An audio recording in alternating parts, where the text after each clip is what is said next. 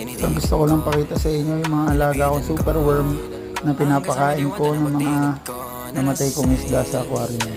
So hanggang mamaya kalansay na lang yung mga yan. Nauubusin talaga nila yan hanggang titipon-tipon sila dyan. Nakakadiri, di ba? Pero kinakain po yan. Yan yung tinatawag na super worm.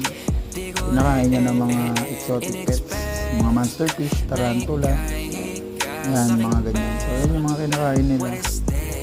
Pero kalimitan, mga gulay yung kinakain niya. Pero siyempre, pwede rin pakain yung mga ganyan.